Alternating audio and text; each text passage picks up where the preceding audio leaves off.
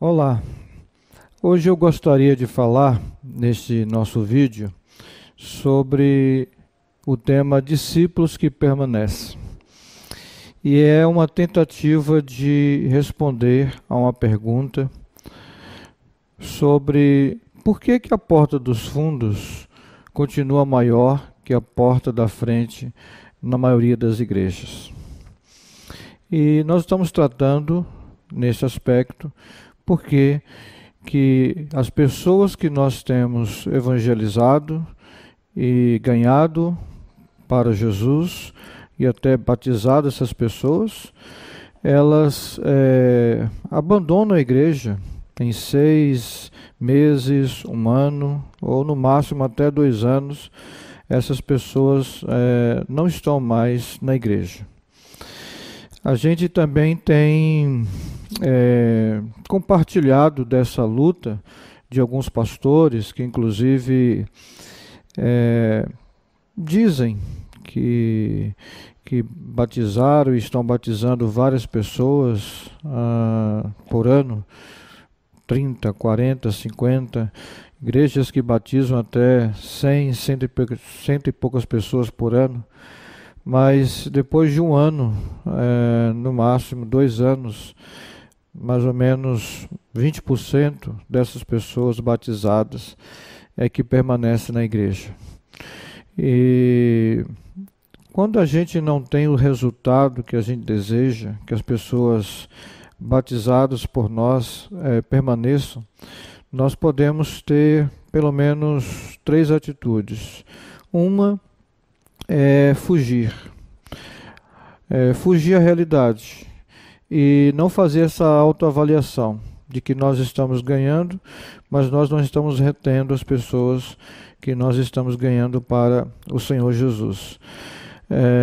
E aí, na fuga dessa realidade, alguns pastores, algumas igrejas não dão mais baixa daqueles que eles vão perdendo no meio do caminho. Apenas celebram as entradas, as pessoas que eles recebem e que eles batizam. E aí uma fuga da realidade. A segunda pode ser a frustração. Às vezes o pastor, ele julga que fez tudo certinho e se envolveu inclusive com o discipulado, está fazendo discipulado na concepção dele. Ele diz, olha, eu fiz tudo certinho e não deu certo. E ele joga a toalha. E ele diz que discipulado não funciona. Vamos voltar para o método tradicional mesmo. Mas há uma outra terceira atitude, que eu creio que seja mais proativa, é nós avaliarmos, nos certificarmos de o que nós estamos fazendo de certo e o que estamos fazendo de errado. Percebermos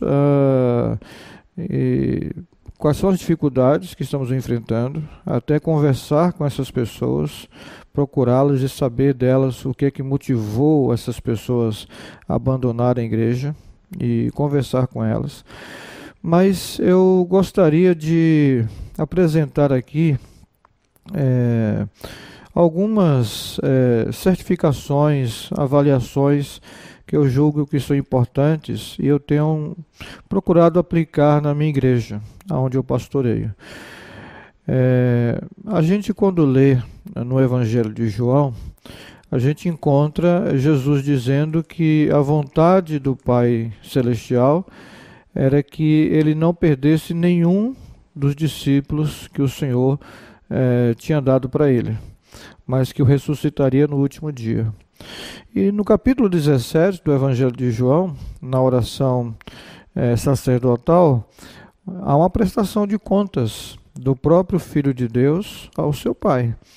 E ele diz, Pai, todos aqueles que tu me deste, eu os guardei em teu nome. Nenhum deles se perdeu, a não ser o filho da perdição, para que se cumprisse a Escritura.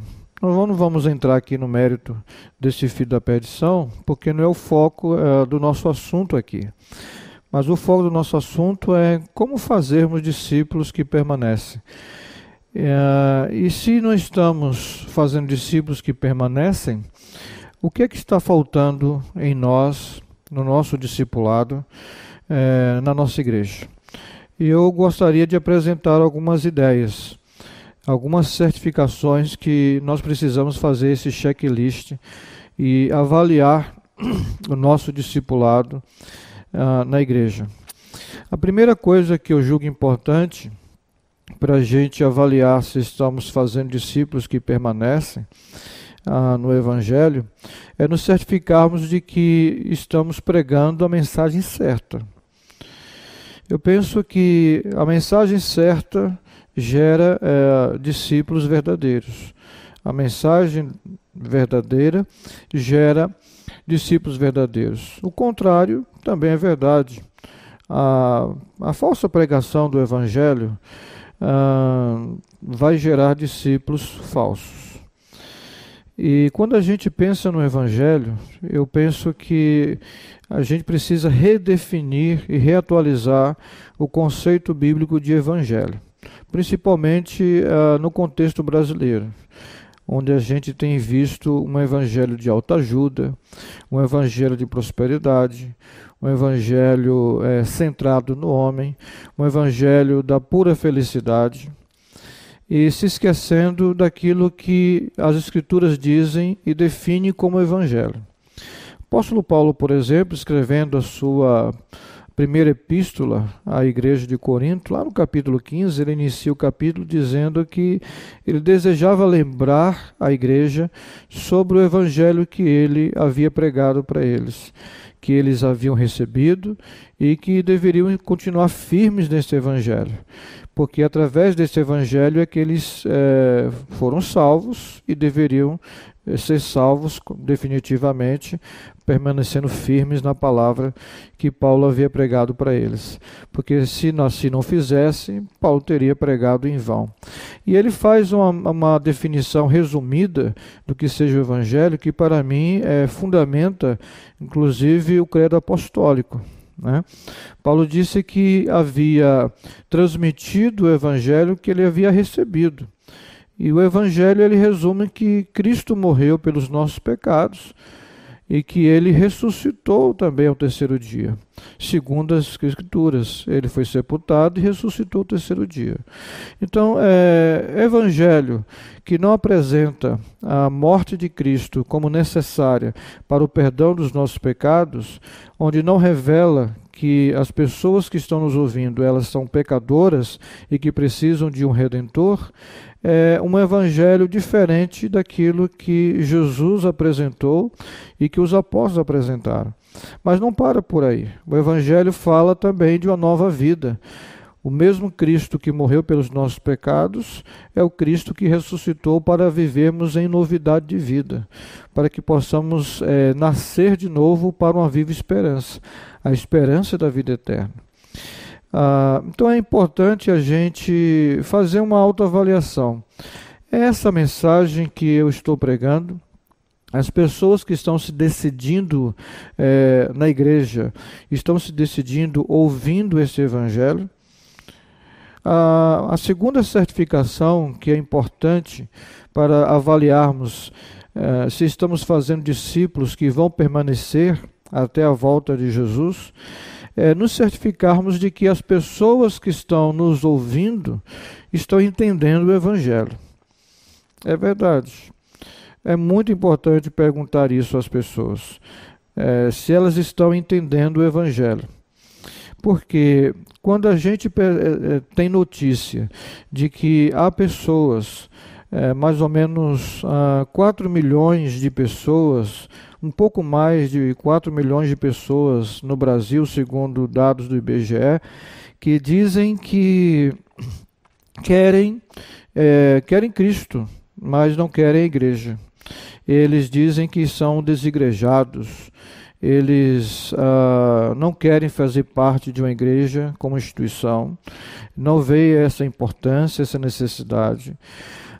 Quando eu vejo as pessoas abandonando a Cristo e a igreja por qualquer motivo, porque Deus não satisfez as suas necessidades mais prementes ou imediatas, as pessoas, porque de repente elas não foram curadas e não prosperaram financeiramente, é motivo para a gente perguntar se as pessoas entenderam o Evangelho.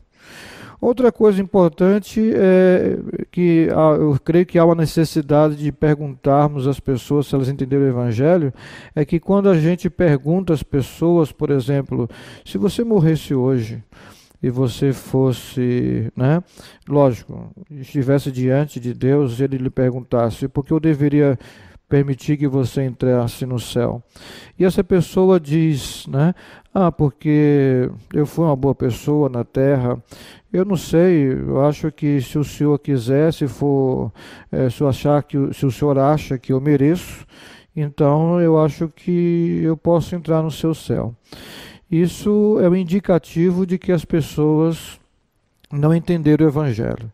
Porque o Evangelho não diz respeito a alguma coisa que você faz, mas aquilo que Cristo já fez por você na cruz.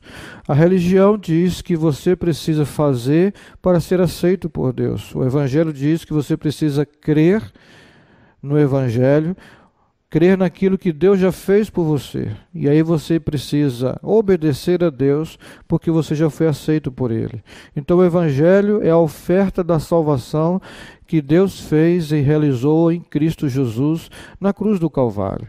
Então quando eu penso que tem pessoas que ainda têm uma mentalidade espírita ou católica acerca da vida após a morte, por exemplo, me faz pensar se eles estão entendendo o que é o Evangelho.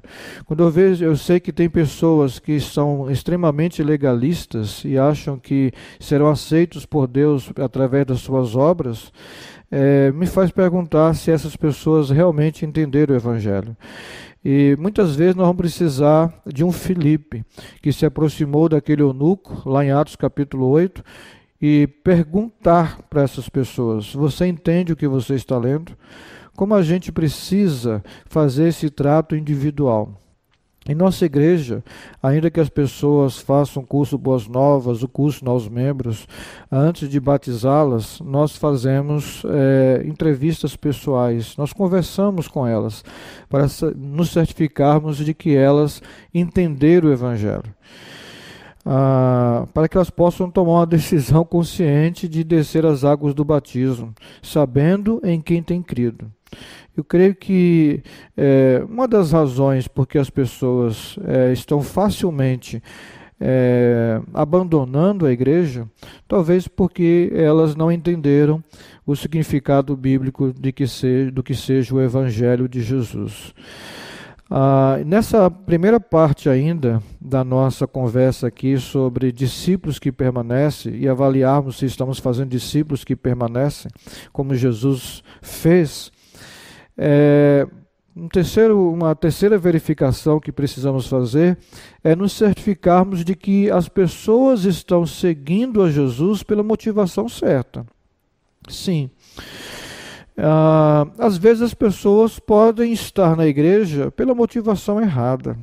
De repente elas gostam daquela igreja, elas gostam da música, elas gostam da pregação. Talvez a igreja onde tem pessoas que ela conhece, são seus amigos, seus parentes, quem sabe, né? Talvez porque seja mais perto da casa delas. Aí, de repente, quando elas mudam para um outro bairro, elas mudam de igreja, simplesmente porque a igreja deixou de ser perto da casa dela e não vai satisfazer mais a sua necessidade. E elas não se perguntam se aquela igreja para onde ela vai frequentar agora, naquele outro bairro, é uma igreja bíblica. Às vezes as pessoas se decepcionam por algum motivo ou outro e acabam abandonando a igreja. Há pessoas também que estão na igreja pela motivação da cura, da prosperidade, para aquilo que Deus pode fazer por elas ou para aquilo que a própria igreja pode fazer por elas. E Jesus sempre questionou a multidão que o seguia. E um momento muito clássico disso está lá no Evangelho de João, no capítulo 6. A palavra do Senhor diz que Jesus acabara de alimentar a multidão e Jesus saiu sem avisar para a multidão para onde ia. E eles procuraram Jesus até encontrá-lo. E ao encontrá-lo, eles questionaram Jesus. Mestre, o senhor estava onde? E Jesus disse para eles: por que vocês estão me procurando? Bom, eu sei porque vocês estão me procurando. Vocês estão me procurando porque eu acabei de alimentar a barriga de vocês. Mas vocês não estão me procurando pelo aquilo que pelo que eu sou. Vocês estão trabalhando e correndo atrás do pão perecível. Mas eu quero dizer para vocês que vocês precisam correr atrás do pão eterno, do pão que permanece para sempre. E eu sou o pão vivo que desceu do céu. E se você não comer deste pão, se você não comer desta carne, se você não tiver comunhão comigo, não estiver unido a mim, você jamais terá vida eterna. E essa pregação foi dura de ser ouvida. E a palavra do Senhor nos diz ainda no capítulo 6 de João, que muitos que o seguiam, chamados seus discípulos também, o abandonaram. Jesus olhou para os seus 12 e perguntou-lhes: vocês também querem me abandonar? Vocês querem ir embora? Pedro levantou-se, tomou a palavra e disse: Senhor, para onde nós iremos? Só tu tens palavras de vida eterna. Então é importante no discipulado a gente questionar regularmente as motivações pelas quais as pessoas estão na igreja, as motivações pelas quais elas estão seguindo a Jesus. Será que elas estão seguindo a Jesus porque Ele é aquele que perdoa os nossos pecados? Ele ressuscitou para nos dar uma viva esperança, uma esperança eterna, porque Ele é o Filho de Deus que tira o pecado do mundo, Ele é o Filho de Deus, e é através dele que nós temos vida eterna. Essa é a motivação das pessoas. Eu gostaria então de fechar esse vídeo nosso certificando dessas três coisas. É importante nos certificarmos de que estamos pregando a mensagem certa, de que as pessoas estão entendendo a mensagem do Evangelho e nos certificarmos de que as pessoas estão seguindo a Jesus pela motivação certa, para que possamos fazer discípulos que permanecem como Jesus fez. Na parte 2 desse vídeo, eu quero apresentar mais 3 avaliações que nós precisamos fazê-las para nos certificarmos se de fato estamos fazendo discípulos que vão permanecer até a volta do Senhor Jesus. Assista ao próximo vídeo sobre isso, discípulos que permanecem, a parte 2.